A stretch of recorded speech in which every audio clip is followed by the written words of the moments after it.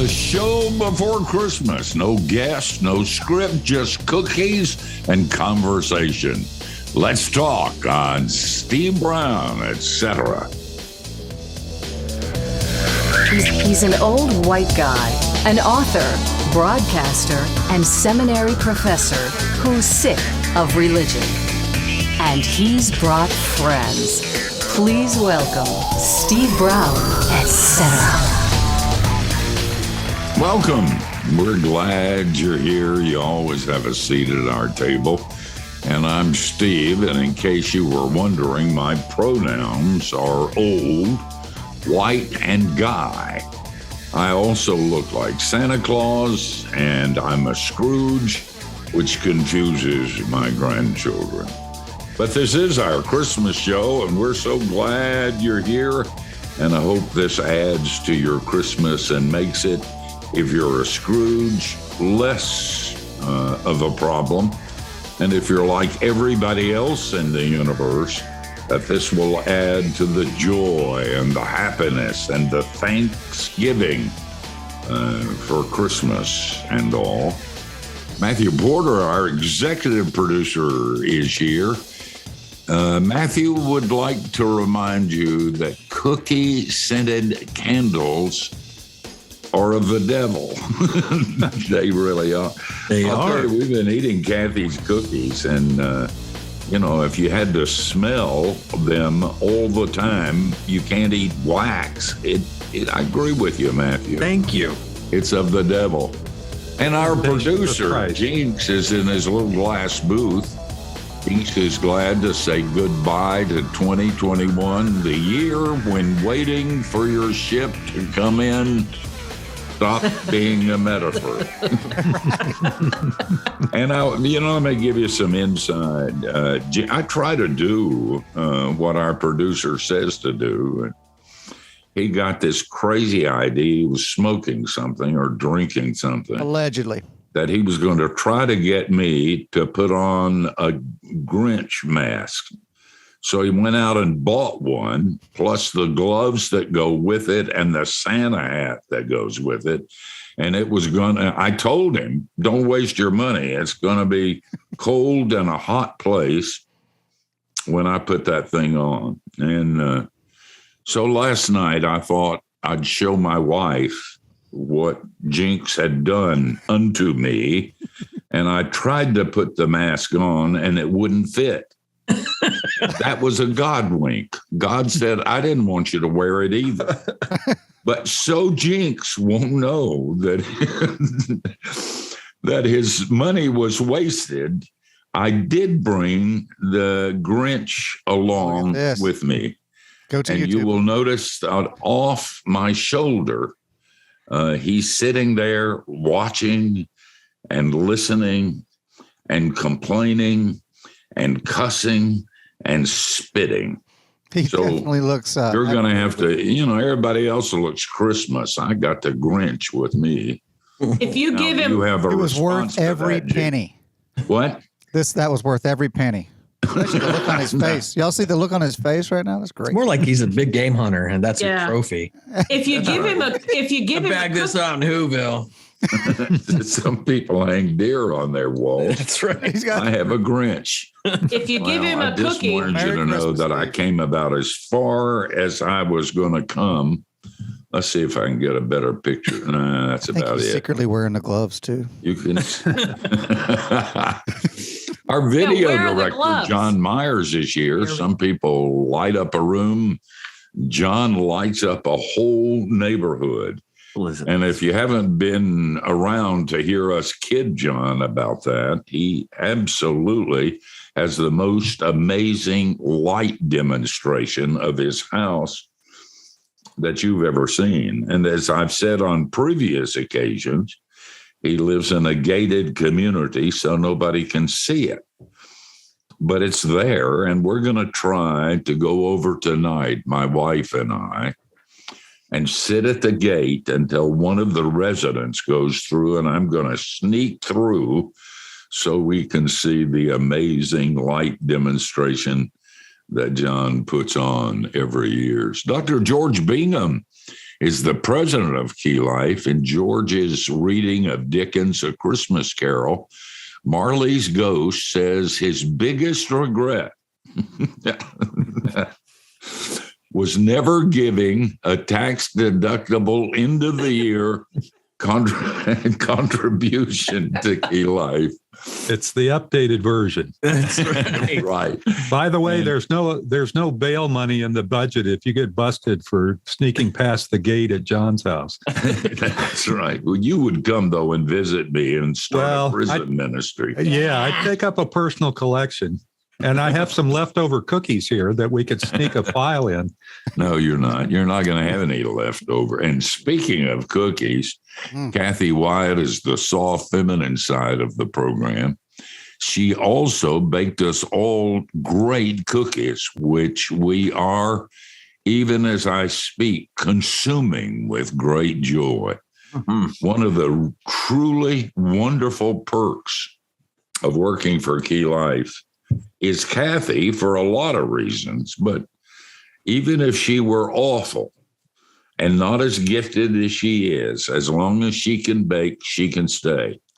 And we get some of the best cherry pie and cakes and cookies that you can possibly. It's kind of like Christmas year round.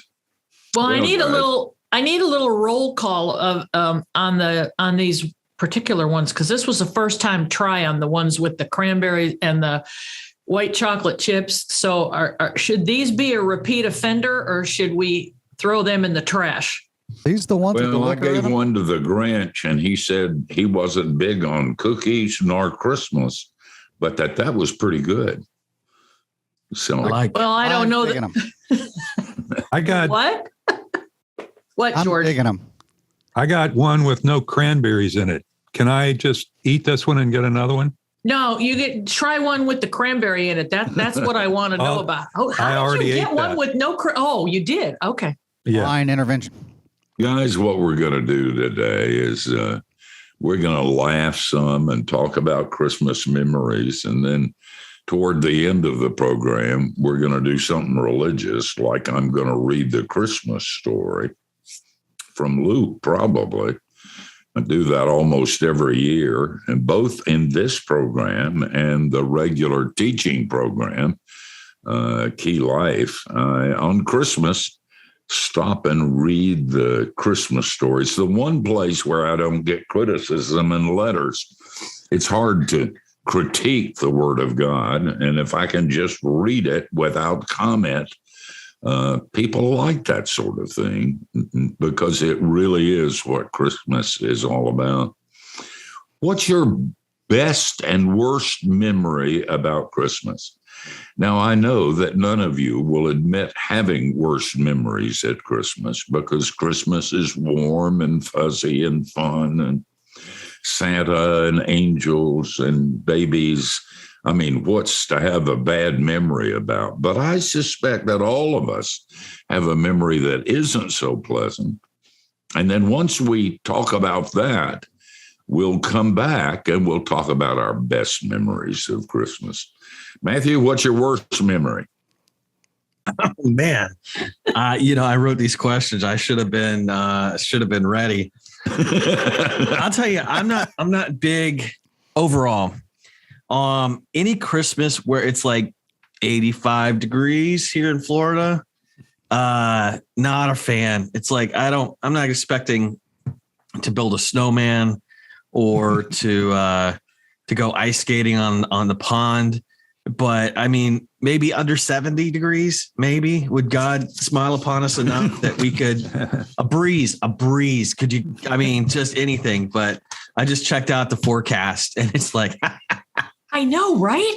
Shorts. It's going to be hot. Record hot. Well, that's the way it was when Jesus was born. Maybe the hippies are right. If you made Christmas into what it really is, when we remember that God entered time and space, we would rejoice when the weather was similar to the weather that was expected and felt by Mary and Joseph and the newborn baby, but not you. No. You want snow. You want where to did the ice wise skate men on come a from? pond. I would head back to where they came from if that was colder. I'd be like, cool, you got the gold. Yeah, good, great. Peace. It's hot. Gone. That was in the desert, though. At least it gets cold at night. Yes, right. It doesn't even get cold at night here. No, it doesn't get cold at night. Well, I prefer the smell of, baked cookies rather than the smell of a stable. Yes. Like that. Good point. Like that. Okay. Good point. Silver And I'm lining. not surprised that I asked Matthew about, I have never gone into Matthew's office, and I do that daily or almost daily, and just say, Matthew, how you doing? And every time I've done that, he said, great. And I say, Matthew, call me when you're not doing great. He really is one of the most positive friends I've got. And it's hard for him because it's not in his DNA to remember bad and hurtful things at Christmas. God's just blessing me more than the rest of you guys. I don't know what's to say. He's just. It really is. Well, we could devote the whole program. His kids aren't to my teenagers bad yet. memories. And I'd be glad to share some of those with you. So Matthew would have some to share with others. I mean, you can't be up all the time. Jesus is great, but sometimes, the devil gets in it and you have some bad memories. I got cookies. What's there to worry about? Humbug. We're going to come back. Don't go anywhere.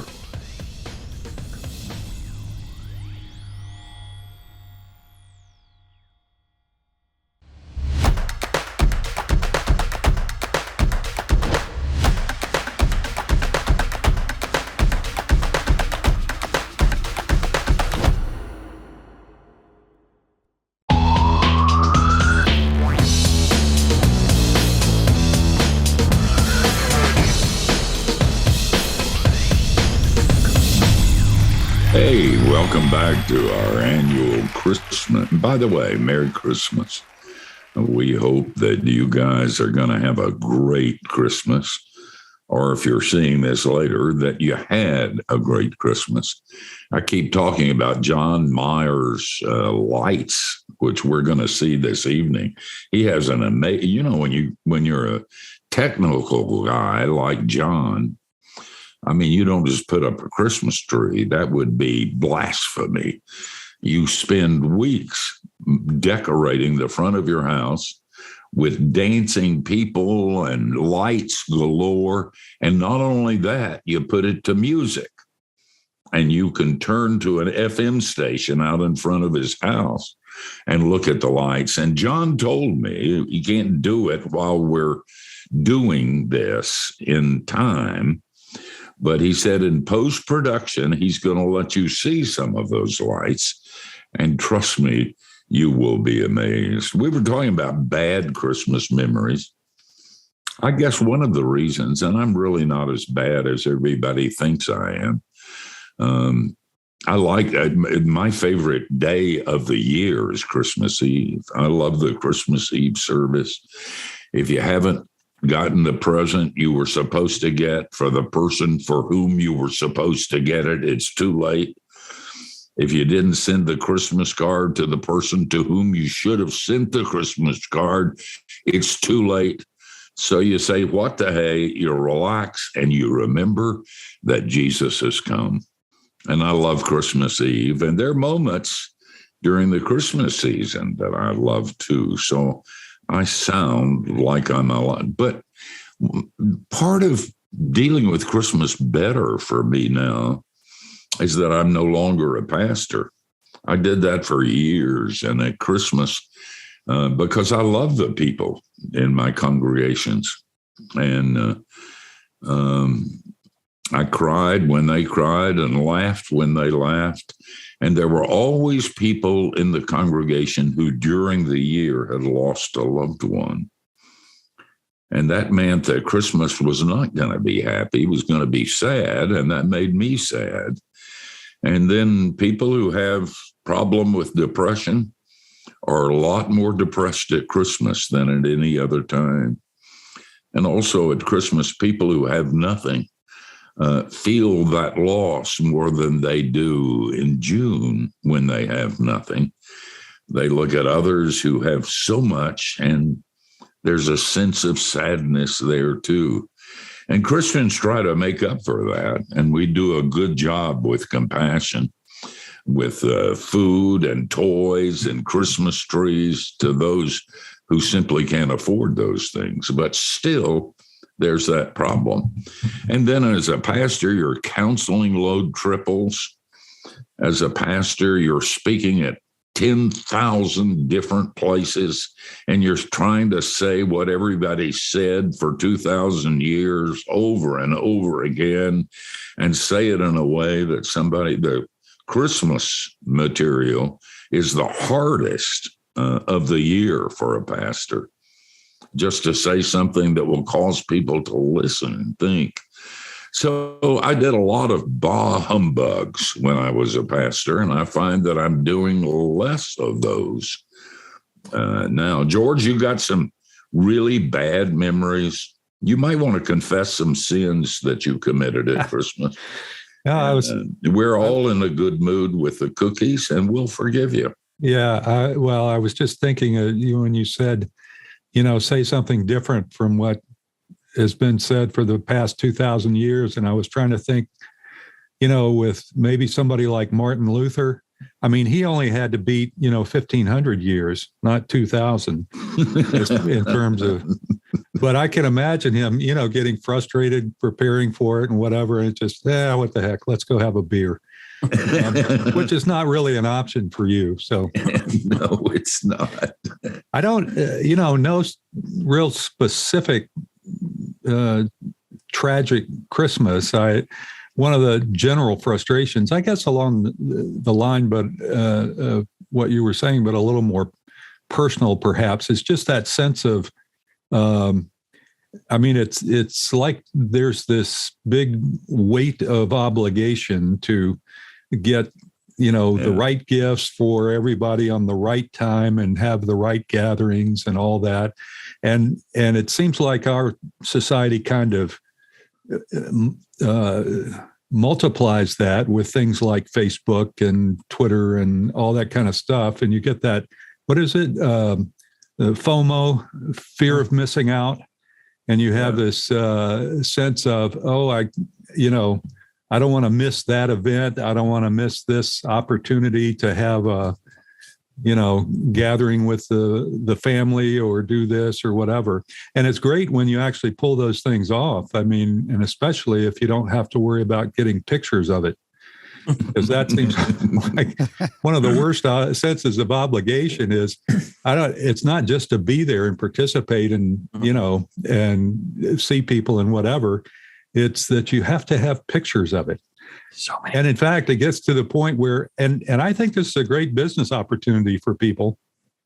You could just sell pictures or create pictures, Photoshop pictures of yourself in these great event type things with put your family together and all that kind of thing. And then you've got all the pictures for to prove that you actually had a good time with no real sense of obligation or burden of actually, having to go through all the planning and all that kind of stuff and the expense.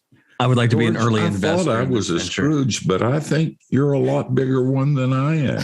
You've been hanging around. Oh, that's as cynical as anything I've ever heard. That even offends me. Yeah. He's been hanging around with you too long. Man. I was going to say, and so I also like, Christmas Eve, you get to that point. And then especially where, it's all done and you can really enjoy the kind of the spirit of the season. But then, you go through Christmas morning, opening the gifts and all that kind of thing. Hopefully people like it. You don't have anybody saying, oh, well, what is it? Yeah, thank you very much. And then you've put all the wrapping paper in the garbage bag. And then one of the other favorite things is Christmas brunch, because then you've got the whole day in front of you. You don't have to sort of prepare anything else and whatever. And you can really relax and everybody's just enjoying their gifts or whatever. George, So it really I know comes you're down to trying food. to salvage the negative and cynical things that you said about Christmas. But I just want you to know that dog's not going to hunt. I've got your number and I feel better about me. Tell you guys, when we get back, we're going to talk to Jinx. He is dressed appropriately for the season. He looks a little bit like Jesus, although Jesus didn't drink coffee. I'm assuming that's coffee. Might be. But when we come back, we're going to ask Jinx. I doubt whether he has any negative. You know, Mississippi's not a negative place. Nope. But we'll hear from him and Cathy, so don't go away. And in case you are wondering what you have discovered, it's the annual Christmas program of Steve Brown, etc.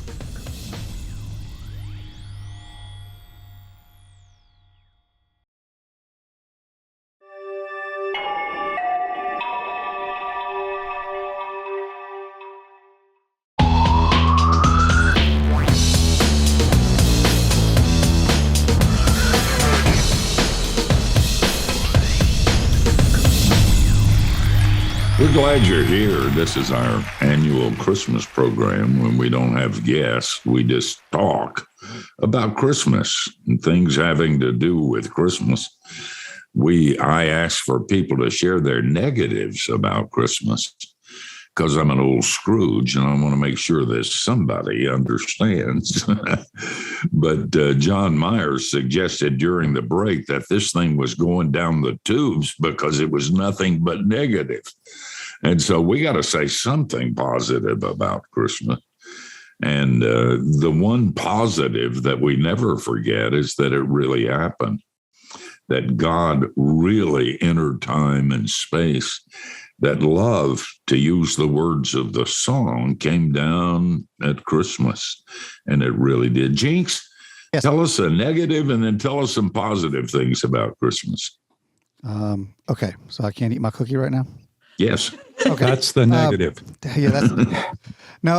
I would have to say I had a both Christmas, and I don't remember if I told y'all this last year, but it's been a few years now. But the first Christmas without my mom was quite a bit painful. But on the flip side, I had told Dad, I said, "You're coming down to our place for Christmas," and we live several hours away.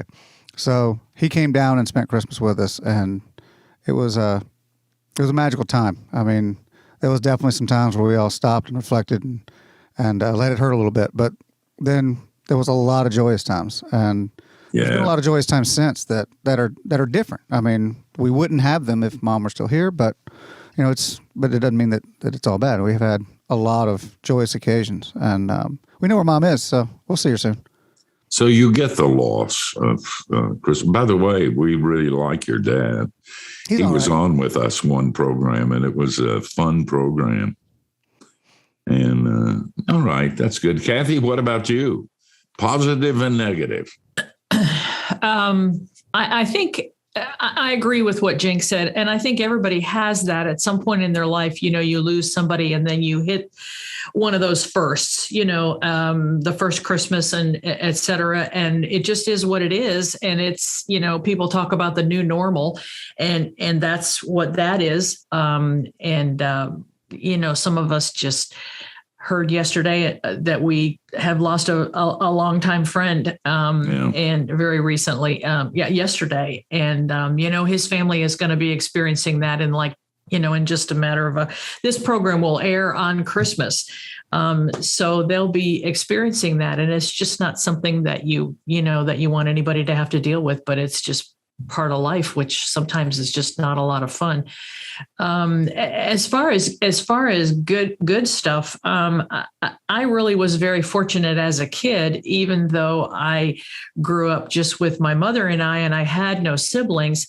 I was part of a very close family. And so, we did everything as far as everybody's birthday and Christmas and all of that. And it was just so much to look forward to every year, that it was like the anticipation, just kept building and building and building every year. Cause I don't think we actually thought about it. Okay, well, how can we outdo last year? But it was almost like that was, like a subliminal thing that was going on, because we really did have a great time. This year was my first Christmas at my new church home, where they had, last year, of course, for everybody with the pandemic and everything, a lot of churches were not doing the things that they typically do for Christmas in terms of celebratory kinds of things. And this particular church that I attend here in town does this thing called A Night in Bethlehem, and where people walk through and they go to all these different places and that kind of thing. So I actually got to participate in that. I mean, it wasn't a big deal. I basically was, one night I was a greeter at the end, and one night I was a greeter at the beginning. And I learned two things, especially in the second night when I was a greeter at the beginning, because I was costumed. And I would just like to go on record as saying that Macy's and Kohl's and everything from one extreme to the other in Bethlehem didn't do a great job with styles for women. It was not. You couldn't wear any makeup. You couldn't have any jewelry on or anything. I looked like my mother. When my mother was 93 years old, it was just not. I mean, the people were lovely. I loved seeing the children and everything, but I couldn't help but think, I think I'm glad I didn't live back then, because there was not. Ooh. It wasn't good. That's good. But it was it was fun too. There was two really fun evenings. I enjoyed it. I really did. It was great fun. So this one will be a good one. Listen, my worst memory and best memory, and this is quick, was when I was a kid and I got a BB gun. That was the best. The worst was I got into a fight with another kid who had a BB gun, and it was taken away the day after Christmas. So that's a good and very bad memory.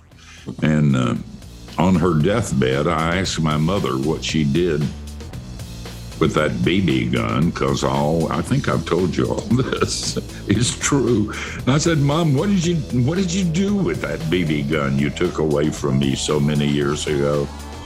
And she said, son, I don't remember. And then she died. That was not a good memory either. And I still don't know what happened to that BB gun. Maybe in heaven there will be songs and praise and laughter and dancing and BB guns. I don't know. Maybe. Hey, guys, we're coming back. Don't go anywhere.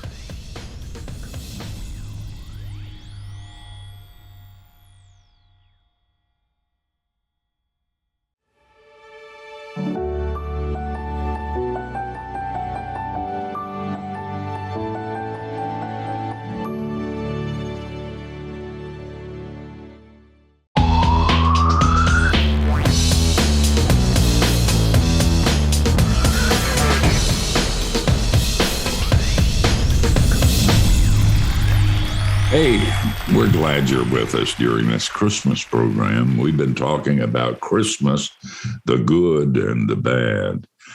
But Christmas, when you get all the stuff moved away, is about Jesus. It really is. And the problem is that sometimes you're so busy that you don't think about that much. One of the traditions that we had in our family for a long time was every evening during Advent, we would have family devotions. And we had this little thing that you could put something in the creche during that time, a pig or a cow or a horse or a camel or a wise man.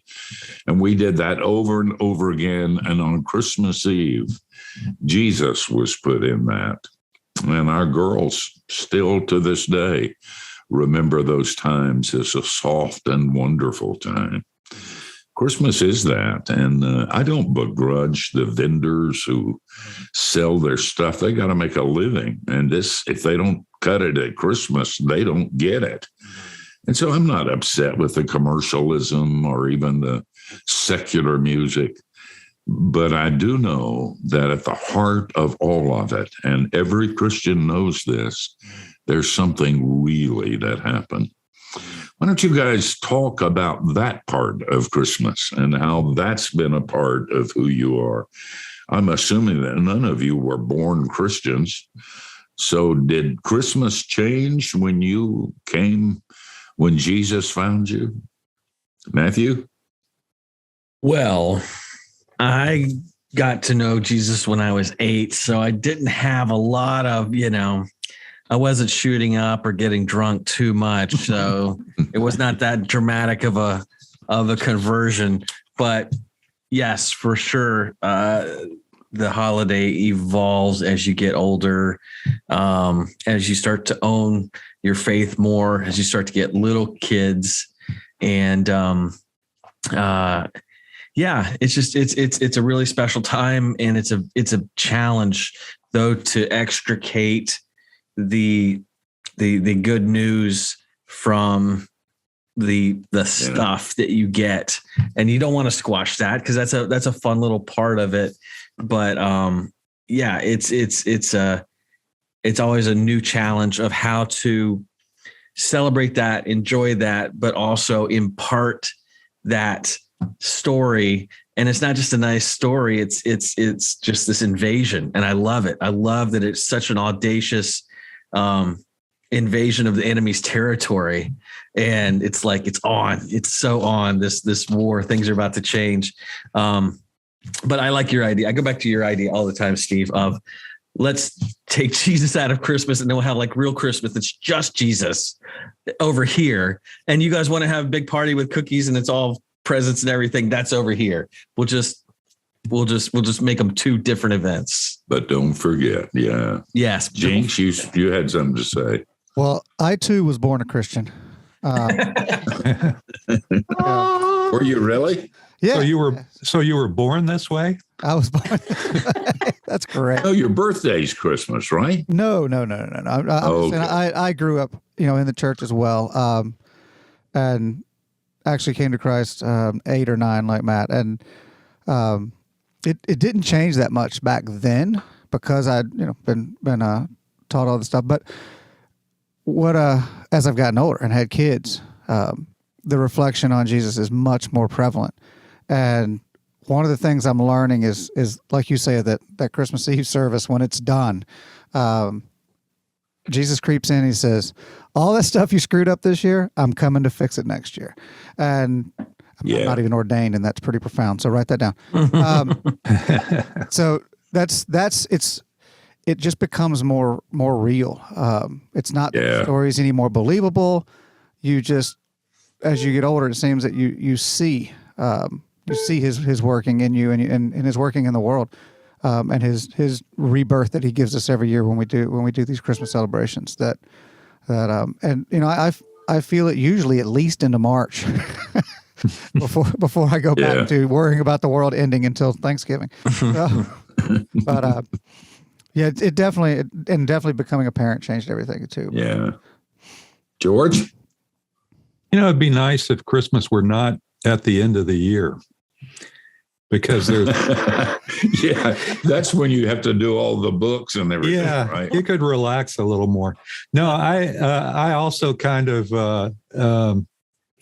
identified with and Matthew made reference to it, and I think you've quoted it as your late friend Rusty Anderson used to talk about. He really liked the Christmas parties and celebration and all the decorations and all that kind of thing. If it's just that Jesus messed it up in a sense, and I almost like the idea of kind of separating them, because I really do like the decorations and the lights and the music and those kind of things that are part of the kind of the cultural Christmas that, especially the U.S. cultural Christmas that we experience. But Yeah, I think I was just thinking recently, and we've had a big emphasis on, I don't know, things that kind of separate us and in the political and cultural situation. But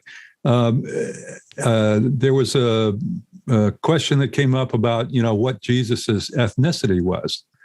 And of course, he, technically he was a Hebraic Jew and from the Middle East. So he probably had olive skin and dark hair and that kind of thing. But then you see these depictions, some are criticized and so forth. And he looks too white, he looks too dark, he looks too whatever. And I kind of was struck at one point when I was thinking about the idea of Emmanuel, God with us, and sort of decided that, well, maybe that's okay. Let's just affirm people, portraying Jesus in their own ethnicity, and that's just fine. It's he may look more Asian for Asian people. He may look, more African for African people. He may look more Nordic for, Northern Europeans or whatever. And I'm not so sure that's a bad thing, because that is the message of Christmas, is God with us. And, of course, he'll have to have an English accent no matter what he looks like. But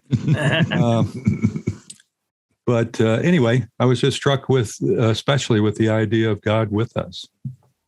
George, that is so good. We're going to take a break and come back. And as usual on our Christmas program, I'm going to read the Christmas story because that's what it's about.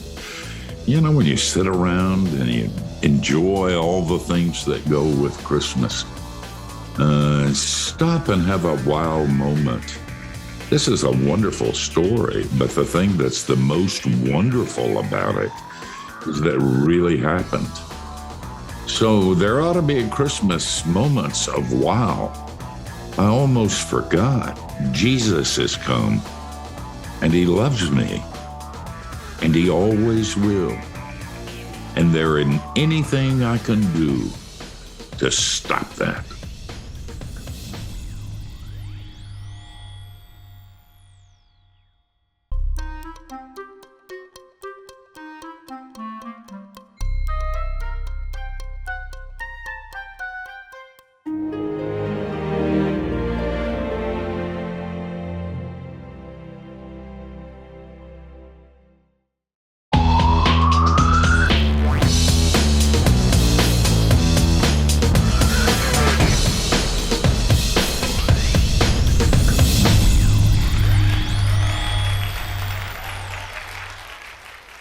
We are so glad that you've been with us during this Christmas program.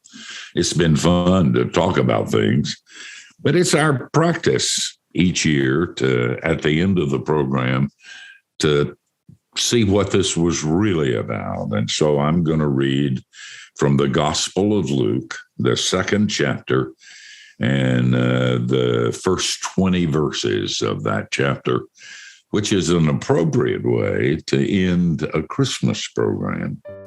Luke, the physician, writes as follows: "In those days, a decree went out from Caesar Augustus that all the world should be registered. And this was the first registration when Quirinius was governor of Syria. And all went to be registered, each to his own town. And Joseph also went up from Galilee, from the town of Nazareth to Judea, to the city of David, which is called Bethlehem, because he was of the house and the lineage of David, to be registered with Mary, his betrothed, who was with child. And while they were there, the time came for her to give birth. And she gave birth to her firstborn son, and wrapped him in swaddling cloths, and laid him in a manger, because there was no place for them in the inn. And in the same region there were shepherds out in the field, keeping watch over the flock by night, and an angel of the Lord appeared to them, and the glory of the Lord around them, and they were filled with fear. And the angel said to them, "Fear not, for behold, I bring you good news of great joy, which shall be for all the people. For unto you is born this day in the city of David a Savior, who is Christ the Lord. And this will be a sign to you. You will find the baby wrapped in swaddling cloths, lying in a manger." And suddenly there was with the angel a multitude of the heavenly host, praising God and saying, "Glory to God in the highest, and on earth peace among those with whom he is pleased." Well, that's it for this Christmas. But I want you to know, from all of us at Key Life and all of us behind the scenes and on camera and on microphone at Steve Brown, etc., we wish for you and yours a grand and glorious Christmas.